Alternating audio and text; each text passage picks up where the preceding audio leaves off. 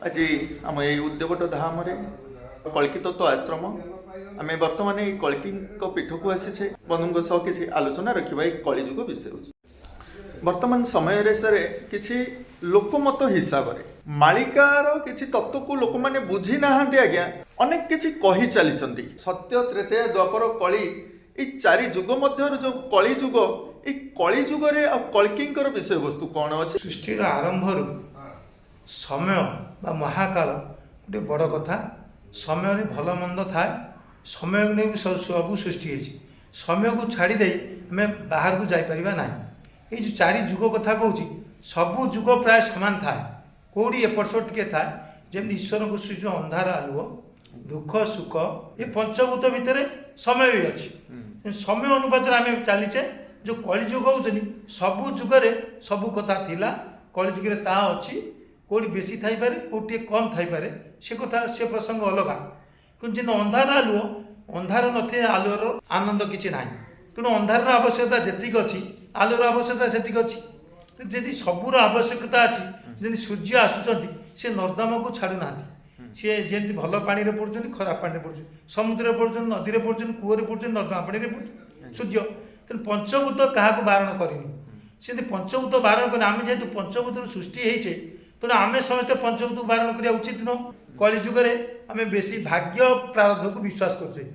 कि वास्तव कथा आम कर्म करूने सत्कर्म कले सत्फल मिल असत्कर्म कले असत्फल मिल तो सत्य और असत्य भितर गोटे लड़ई ये लड़ई सबू जुगे अच्छी पंचभूतर तत्व को निजे आदर्श कर चलीज आज कलिजुग भी रही सबू जुग सामान हो तो सबू जुगरे ईश्वर आसती ईश्वर जाती शक्ति मनुष्य को देइछन्ति जीव जगत को देइछन्ति समस्त जड़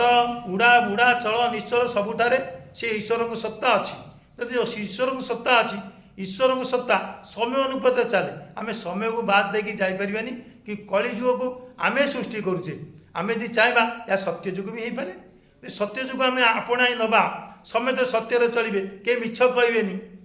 कहीं क्या जगह को जीवेनी जब गोटे परिवार जहाँ विश्व से गीतार कहुई एक परिवार गोटे परिवार जहाँ विश्व से जदि समेत सत्य चलिए पुलिस भी आवश्यकता ना एवं मिलिटारी बाहिनी भी आवश्यकता ना सत्य चलिए जेजा बाटे जेजा रे समेत समूह साहाय्य करेंगे ताले विश्व एक शांति रे चलो तेणु विश्वर शांति समेत सत्य चलवा आवश्यकता अच्छी सत्य को आधार कर पंचभूतर आदर्श को अनुप्राणित हो आम भाई भाई हिसाब से गोटे परिवार को चिंता कर सारा विश्व एक परिवार भावी आम यदि चलवा ताले विश्व में शांति फेर सत्य समस्ते कहवा मिथ्या जीवानी जनमंगल कार्य करवा जीव जगतर मंगल करवा यही चिंताधारा समस्त को पलि आसो ताले विश्व भातृत्व सृष्टि हम देश देश भितर शांति फेर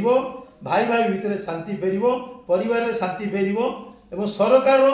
शांति चलो ये शांति फेरी पाइबा हेले सर ये मनुष्य को बुझीबार आवश्यकता अच्छी से कहते ये कलिजुगे जहाँ अच्छी कपाल हो जड़े जदि चोरी करुच्ची आम पचारुचु अरे बाबा तू कहीं चोरी करुचु ना मोर बा कलिजुग मोर बा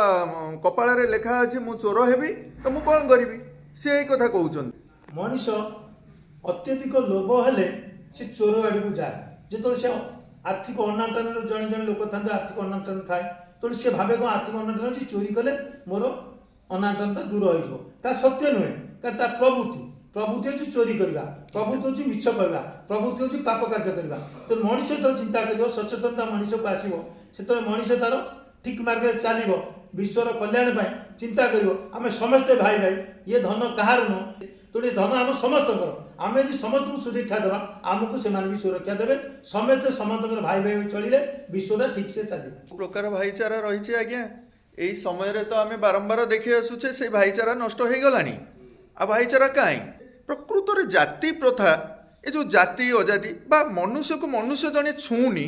ये कौटू आसी किए गठन कर भगवान गढ़ी कि ये जाति प्रथा को से भी सेठी कहे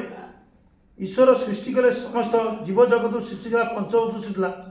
जमती बट पियन अच्छी चपरासी अच्छी अफसर अच्छी किरानी अच्छी विभिन्न विभाग में विभिन्न दायित्व अच्छा सेमती संसारटा जीव जगत समाज ठीक से चलवाई ये पंचभूत जो सृष्टि है जीव जगत को ठीक से चलवाई କିଛି କର୍ମ ନିୟୋଜିତ ହେଲା, କର୍ମର ଆବଶ୍ୟକ ହେଲା। ତେଣୁ କିଏ କ'ଣ କର୍ମ ନେଲା, ଯେଉଁ କେଉଁ କର୍ମ ଯିଏ ଯେଉଁ କର୍ମ କରିନେଲା ତାକୁ ଗୋଟେ ଜାତି ଭିତ୍ତିକ ପର ଅବସ୍ଥାରେ ପ୍ରମାଣ କରିଦିଆଗଲା, ଅମକ ଲୋକ ଏଇ କର୍ମ କଲା, ତେଣୁ ଏଇ କର୍ମକୁ ଏଇ ଜାତି। କିନ୍ତୁ ଇଏ ତାର କର୍ମ ସୁରୁଖୁରୁରେ କରିବା ପାଇଁ ତାକୁ ବିଭାଗ ବଣ୍ଟନ ହେଲା, କିନ୍ତୁ ତା ଦେହରେ ଛୁଆଁ ଅଛୁଆଁ ପ୍ରକୃତ କାରଣ କିଛି ନାହିଁ। ଜଣେ ନର୍ଦ୍ଦମା ସଫା କରୁଛି, ସେ ସମୟରେ ବିଜ୍ଞାନ ଦୃଷ୍ଟିରୁ ଚିନ୍ତା କରିବେ ଏବଂ ସାମାଜିକ ଦୃଷ୍ଟିରୁ ଚିନ୍ତା କରିବେ, ପରିବାର ଦୃଷ୍ଟିରୁ ଚିନ୍ତା କଲେ ସେ ଯେତେବେଳେ ନର୍ଦ୍ଦମା ସଫା କରୁଛି ସେ ସମୟରେ ଆସିକିରି ଖାଦ୍ୟକୁ ଛୁଇଁବ କି ଛୁଇଁ ପାରିବନି। ତେଣୁ ଏଇ ଯେ ଛୁଆଁ ଅଛୁଆଁ ଭାବ ଏମିତି ସୃଷ୍ଟି ହେଲା, ଆସ୍ତେ ଆସ୍ତେ ଲୋକମାନଙ୍କ ମନରେ ଏମିତି ସୃଷ୍ଟି ହେଲା ଯେ ଧର୍ମ ଭିତ୍ତିକ ଗୋଟେ ହେଇଗଲା, ଧର୍ମ ଭିତ୍ତିକ ଜାତି ଭିତ୍ତିକ ହେଇଗଲା। ଏ ଜାତି ଭିତ୍ତିକ ଆସ୍ତେ ଆସ୍ତେ ଆମେ ତାକୁ ଛୁଇଁବାନି। ବାସ୍ତବ ସେୟା ନୁହଁ। ଯେତେବେଳେ ସେ ନର୍ଦ୍ଦମାଟି ସଫା କରୁଛି ସେ ସମୟରେ ଖାଦ୍ୟକୁ ସେ ଛୁଇଁ ପାରିବ ନାହିଁ। ସେଥିପାଇଁ ସେ ଧୋଇ ଧାଇ ହେଇକିରି ସୂତ ପୁତ ଆସିଲେ ଖାଦ୍ୟକୁ ଛୁଇଁବ, କାରଣ ଏ ତ ବିଜ୍ଞାନ ବି କହୁଛି, ମୁଁ କହୁ। ସେଥିପାଇଁ ଜଣେ ଯେ କେଶ ଆମର ମଣ୍ଡନ କରୁଛି ସେ ଗୋଟେ ଜାତି ଅଛି, ସେ ଜାତି ସେ ସମୟରେ ହିଁ ତାର ସେ ଜାତିଟା ସୃଷ୍ଟି ହେଲା। ଅନ୍ୟ ସମୟରେ ସେ ମଣିଷ ଜାତି ସମାନ। ଜଣେ ବ୍ରାହ୍ମଣ କର୍ମ କାହିଁ କରିବ ନା, ବ୍ରାହ୍ମଣ ସୂତପୁତ ଭାବରେ ଗୋଟେ ଯଜମାନ ବା ଜଗତର ମଙ୍ଗଳ କାର୍ଯ୍ୟ ପାଇଁ ସେ ଈଶ୍ୱରକୁ ଜପ କରେ। ଜଗତର ମଙ୍ଗଳ କାର୍ଯ୍ୟ କରିବା ପାଇଁ ଯେଉଁ ଶକ୍ତି ସେ ଆରାଧନା କରେ, ସର୍ବଶକ୍ତିମୟ ଯେକୌଣସି ଈଶ୍ୱର ହଉ ତାକୁ ସେ ଜପ କରେ। ଏଇ ଜପ କରେ କାହିଁକି ନା ଜଗତର ମଙ୍ଗଳ ପାଇଁ। ତେଣୁ ସେ ହେଉଛି ବ୍ରାହ୍ମଣ ବୋଲି ଆମେ ଧରି ନେଉଛୁ ଜଗତର। କିନ୍ତୁ ବ୍ରାହ୍ମଣ ତ କୋଉଠି ଇଏ କରିନି, ଜଗତର ମଙ୍ଗଳ ବି ତ ଅନ୍ୟ ଚିନ୍ତା କରିନି, ସେ ନିଜ ପେଟ କଥା ବି ଚିନ୍ତା କରେନି। ତେଣୁ ସେଇଠି ସେ ବ୍ରାହ୍ମଣ ହେଇପାରେ, କିନ୍ତୁ ଜଗତର ମଙ୍ଗଳ ଚିନ୍ତା କରୁଛି। ସେଠି ସେ ଯେତେବେଳେ ଜଗତର ମଙ୍ଗଳ ଚିନ୍ତା କରୁଛି ଆମେ ତ ବ୍ରାହ୍ମଣ ଭାବି ନେଉଛୁ। ତ ପ୍ରକୃତରେ କ'ଣ ବ୍ରାହ୍ମଣ ବର୍ତ୍ତମାନ ଅଛନ୍ତି ସମାଜରେ ଜଗତର ମଙ୍ଗଳ କରିବା ପାଇଁ? ସବୁ ବ୍ରାହ୍ମଣ ଅଛନ୍ତି କି ଚିନ୍ତା କରୁଛି ଜଗତର ଖାଲି ମଙ୍ଗଳ କରିବାକୁ? ନାଇଁ, ଯୋଉମାନେ ତ ସମାଜର ମଙ୍ଗଳ ଚିନ୍ତା କରିବେ ସେମାନଙ୍କୁ ବ୍ରାହ୍ମଣ ଆପଣ କହିଲେ। ଯିଏ ଚିନ୍ତା କରିବେ ସମାଜର ମଙ୍ଗଳ ତାଙ୍କୁ ଆମେ ବ୍ରାହ୍ମଣ କହିବା। ସମସ୍ତେ ମଙ୍ଗଳ ଚିନ୍ତା କରିପାରନ୍ତି ସମାଜର ନାହିଁ, କିନ୍ତୁ ନିର୍ଦ୍ଦିଷ୍ଟ ଗୋଷ୍ଠୀ ଯିଏ ବହୁତ ସମୟ ଦେଇ ଯୋଉ ଯୋଗୀ ହଉଥିବ, ମୁନି ଋଷି, ସାଧୁ, ସନ୍ଥ ଏବଂ ବ୍ରାହ୍ମଣ, ଏମାନେ ସାଧାରଣତଃ ଜୀବ ଜଗତର ମଙ୍ଗଳ ପାଇଁ ସେ ଥାଆନ୍ତି। ସେଥିପାଇଁ ତାଙ୍କୁ ଖାଦ୍ୟ ଦେବା, ତାଙ୍କୁ ବସ୍ତ୍ର ଦେବା ହଉଛି ଆମମାନଙ୍କର କର୍ତ୍ତବ୍ୟ। ସେତେବେଳେ ଥିଲା ରାଜା ରାଜୁଡ଼ାଙ୍କର କର୍ତ୍ତବ୍ୟ ଥିଲା, ବର୍ତ୍ତମାନ ଆମେ ସମସ୍ତଙ୍କର କର୍ତ୍ତବ୍ୟ। ବର୍ତ୍ତମାନ ତ ରାଜାର ଶାସନ ନାହିଁ, କିନ୍ତୁ ସରକାରଙ୍କ ଯେତିକି କର୍ତ୍ତବ୍ୟ ରହୁଛି ଆମେ ସମସ୍ତ ନାଗରିକଙ୍କର ବି କର୍ତ୍ତବ୍ୟ ରହୁଛି ସେବା ମନୋବୃତ୍ତି ମାନେ ଜାତିଭେଦର ମଣିଷ ହଉଛି ଗୋଟିଏ ଜାତି, ତାର ଅଲଗା ଜାତି ନାହିଁ।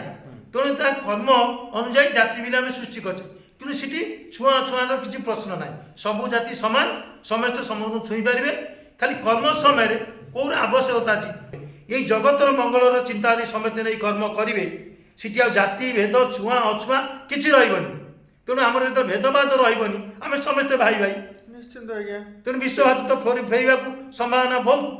ସେଇ କଥା ତ ଆମେ ପ୍ରତି ସମୟରେ ବୁଝେଇ ଆସୁଛେ, କିନ୍ତୁ ଲୋକମାନେ ବୁଝୁନାହାନ୍ତି। ଲୋକମାନଙ୍କ କହିବା ଅନୁସାରେ ଭଗବାନ ତିଆରି କରିଛନ୍ତି। ଇଏ ସବୁ ଲୋକମାନଙ୍କ ପାଖରେ ପହଞ୍ଚାଇବା ପାଇଁ ହେଲେ ଏପରି ଜାତି ପ୍ରଥା ଗୁଡ଼ିକ ଯେଉଁପରି ଭାବରେ ବର୍ତ୍ତମାନ ଏ ସମୟରେ ଚାଲିଛି, ଆମେ ଆଶା ରଖୁ ଗ୍ରାମାଞ୍ଚଳକୁ ଯାଇ ଯେଉଁମାନେ କିଛି ବନ୍ଧୁମାନେ ଅଛନ୍ତି ଜାଣୁଛନ୍ତି ଏଇଟା ଏକ କୁପ୍ରଥା। ବର୍ତ୍ତମାନ ଦେଶର କଥା ଚିନ୍ତା କର, ବିଶ୍ୱର କଥା ଚିନ୍ତା କରନ୍ତୁ। ଜଣେ ଅଧିକାରୀ ଅଛି, ମାନେ ଅଫିସର ଯାହା କୁହନ୍ତି, ଜଣେ ଚପରାସି ଅଛି, ଜଣେ କିରାନୀ ଅଛି। ଇଏ ସମୟକ୍ରମେ ଆଉ ଯଦି 50 ବର୍ଷ ପରେ ଚିନ୍ତା କରାଯିବ ଆଉ ଜାତି ନଥିବ, ସିଏ ଗୋଟେ କିରାନୀ, ସିଏ ଗୋଟେ ଚପରାସି, ସିଏ ଗୋଟେ ଅଧିକାରୀ, ତେଣୁ ଅଫିସର, ଆ ଭିତରେ ଗୋଟେ ପ୍ରଭେଦ ସୃଷ୍ଟି ହେଇଯିବ। ଇଏ ଗୋଟେ ଜାତି ଭାବରେ ସୃଷ୍ଟି ହେଇଯିବ ଯେ ମୁଁ ତା ସାଙ୍ଗରେ ବସିବିନି। କିନ୍ତୁ ବର୍ତ୍ତମାନ ଦେଖନ୍ତୁ, ଜଣେ ଅଧିକାରୀ ଯଦି ଚାହିଁବ, ଜଣେ ଚପରାସି ବା ପିଅନ ଆସିନି, ତେଣୁ ତା ଦେହ ଖରାପ ହେଲେ ଆସିନି, ତେଣୁ ସେ ନିଜେ ଚା ଟିକେ ଆଣିଦେବ, ନିଜେ ପାଣି ଘିନି ଆସିବ, ନିଜେ ଫାଇଲ୍ ଟିକେ ଘିନି ଆସିବ। ଏସବୁ ଯଦି କରେ ତାହେଲେ ଆମ ଭିତରେ ବାଦ ବିବାଦ କିଛି ରହିବନି। ଆମେ ପିଅନ କାମ କରିପାରିବା, ଅଧିକାରୀ କାମ କରିପାରିବା, କିରାନୀ କାମ କରିବା। ଏଇ ଅବସ୍ଥାରେ ଆମେ ସମସ୍ତେ ସଚେତନତା ହେବା ଆବଶ୍ୟକତା ଅଛି। ଆମେ ଯଦି ଏଇଟା ନ କରିବା 50 କି 100 ବର୍ଷ ପରେ ପୁଣି ଗୋଟେ ଜାତି ସୃଷ୍ଟି ହେଇଯିବ ଯେ ଇଏ ଚପରାସି, ଇଏ ଅଫିସରର ପୁଅ, ଇଏ ଡାକ୍ତରର ପୁଅ, ଇଏ ଇଞ୍ଜିନିୟରର ପୁଅ, ବିଭିନ୍ନ ଇଏ ନେତାର ପୁଅ, ଇଏ ପ୍ରଧାନମନ୍ତ୍ରୀର ପୁଅ, ଏମିତି ସୃଷ୍ଟି ହେଇଯିବ। ତେଣୁ ଆମର ମାନସିକତାର ପରିବର୍ତ୍ତନ ଦରକାର, ସଚେତନ ଦରକାର। ମାନେ ସମସ୍ତେ ମଣିଷ ବି ଏଠି ସମାନ। ଅଧିକାରୀ ଜଣେ ମଣିଷ ହେଇପାରେ, ପିଅନ ବି ଗୋଟେ ମଣିଷ। ତେଣୁ ଅଧିକାରୀ, ଅଫିସର ଆଉ ପିଅନ ଭିତରେ ପ୍ରଭେଦ କିଛି ରହିବା ଦରକାର, ଆବଶ୍ୟକତା ବିଶେଷ ନାହିଁ। କାରଣ ଅଫିସର ଜଣେ ଭଲ ପାଠ ପଢ଼ିଥିବାରୁ, ଭଲ ଉଚ୍ଚ ପଦରେ ବସିଥିବାରୁ ସେ ବହୁତ ଜ୍ଞାନ ଅଛି, ଦେଶ ପାଇଁ ବହୁତ କଥା ଚିନ୍ତା କରିପାରିବ। ପିଅନ ତ ସେତିକି ଚିନ୍ତା କରିପାରିବନି। ତଥାପି ତା ଭିତରେ ପ୍ରଭେଦ ରହିବା କଥା ନୁହଁ। ଅଫିସର ଚାହିଁଲେ ପିଅନ କାର୍ଯ୍ୟ ବି ଦରକାର ପଡ଼ିଲେ କରିବ, କାହିଁ କରିବନି ଆବଶ୍ୟକ ସ୍ଥଳେ। ତେଣୁ ଯେତେବେଳେ ଅଫିସରର ଅସୁବିଧା ପଡ଼ିଛି, ପିଅନ ତ ସେ କାମ କରିପାରିବନି। ତ ତା ଅର୍ଥ ନୁହଁ ଗୋଟେ ଶ୍ରେଣୀ ସୃଷ୍ଟି ହେବ। ଏ ଶ୍ରେଣୀ ବିଭାଗ ଯେତେବେଳେ ଆମ देशरू विश्वरू नष्ट हो जातिभेद मन मन उठीजिव। आसतु आज्ञा बहुत सुंदर कथा रखिले ये समानता उपरे दृष्टि दौरान आपण समाज रे जदि प्रकृत रे समानता आसे मनुष्य मध्य तो निश्चिंत भाईचारा सृष्टि हो आम आगे समानता चाहिए मनीष समाज गोटे एक मनीष सब सामान समानता कर्म अनुसार तार टैलेंट अनुसार तार बुद्धि विवेक अनुसार से कार्य करें ये जो कार्यटा करुँच श्रेणी सृष्टि होगा आवश्यकता नहीं। जदि श्रेणी सृष्टि होगला ताले मनीष पुनर्बार पुणी विभेद सृष्टि हो पुणी गोटे समाज 5 खंड हो जापे 10 खंड हो जापे 100 खंड भी हो पाए ताने विश्व ध्वंस आड़ को गति कर विश्व ध्वंस आड़ गति हो आम तो ना विश्व तो ना आम रहा कौटी तेणु आवश्यकता अच्छी सबू भाईचारा निर्भर कर शांति विश्वर शांति फेरवा कले समस्ते भाई भाई हो आलिंगन करेंगे कई क्या हिंसा करें धनिक श्रेणी किसी अच्छी गोटे गरीब श्रेणी आज खाया पाऊनी से धनिक श्रेणी ड्यूटी बा कर्म रहा कथा जे जे आज खाया पाऊनी ताकू खाइबा को दवा कथा ताकू उठेवा कथा समाजर उपर स्तर को उठेकरी से आस्ते आस्ते समस्त सामान कर आवश्यकता अच्छी जब समस्ते भल भाव चलिए सामान आवश्यकता रहा समस्ते सामान हो भाईचारा आस्ते आस्ते फेरी आसो तेणु आम जो समानता न आसूची भाईचारा आसा भी कष्ट हो पड़ो तेणु समानतार आवश्यकता अच्छी तेणु मनीष एक जाति बोली समस्ते मन रखु सत्य को आधार करूँ जेन अंधार आलु भाया कहली अंधार जी आलु से अंधार नाते आमको तो भल निद हेनी ना तेणु अंधार जी आवश्यकता थी आलुर से आवश्यकता अच्छी तेणु आम अंधार जदि ईश्वर प्रिय आलु भी ईश्वर प्रिय तेणु आमको कहीं प्रिय हेनी निश्चिंत तो नर्दमा यदि आम प्रिय हो पारे अमृत भी आम प्रिय हो पारे निश्चिंत तेणु ये जो साधु सन्त अच्छा कि नागा सन्यासी अच्छा कि अवधूत मार्ग सन्यासी अच्छी जी किसी फरक न थाए तार कारण हूँ सी सबू भितर ये गोटे देखती गोटे समय से जो शक्ति की पूजा करती से देखती सर्वघटे नारायण भाया सबू सामान ताकि सबू सामान है आम कहीं सामान नब आम सबू चिंता कर समानता सृष्टि करवा ताल मनीष समाज उधुरी जीव जीव जगतर मंगल हम ये जगतर समस्ते भले रही पारे। आज्ञा बहुत बहुत धन्यवाद सर जो चतुर्वर्ण मध्य शूद्र जाति आसिक पहुँची जाकि जो प्रथाटी बर्तमान पर्यंत किसी लोक मन में चली आसूसी आपर कौन कहे जो कथाटी रखिले समाज पर ग्रहणीय सर बर्तमान मुनि ऋषि मैंने वर्णभेद कर किए मुखर जात किए कांधर जात किए उरु जात किए पादर जात बोली जो प्रमाण कर से कर्मभित्तिक अनुसार से कहीदे पादटा पाद कम कर हाथटा हाथ कम कर मुखटा मुख कम कर मुख कथा कह हाथटा विभिन्न कार्य लगे पादटा चलो ये जो विभिन्न प्रकार अच्छी सी अलग टाइप माने वर्णना कर तत्व हूँ अलग ये तत्वटा को लोक मैंने ठीक से न बुझी ताको अलग भाव में पहुँचे बर्तमान जो कलिजुग कथा आप कहना ये जो विषमय परिस्थिति आनी पहुँचे देनी आम विषमय परिस्थिति पहुँचिक चलवा बर्तमान कष्ट हो पड़ुଛି तेणु ताकू आम धनुचे कलिजुग ए जुग तो सामान ईश्वर समय सब सामान तेणु आम सबू समय को ठीक भाव में उपयोग कले आम ठीक फल पाइबा और ठीक समय आम पहुँची जा ये जगत भी ठीक जगह को चलीज तेणु आवश्यकता अच्छी तो मनीष तो सब ध्वंस कर विश्व के गठन हम आम तो निजे निजक ही ध्वंस करम पाद तल थी माटी की आम निजे ताड़ुचे तेणु भूमिकंप हम ना हेनी प्रलय हम ना हेनी बसुवा डाल को हाणुचे हाँ बसुधा आज्ञा सुंदर कथा आलोचना रखिले आसतु बंधु आज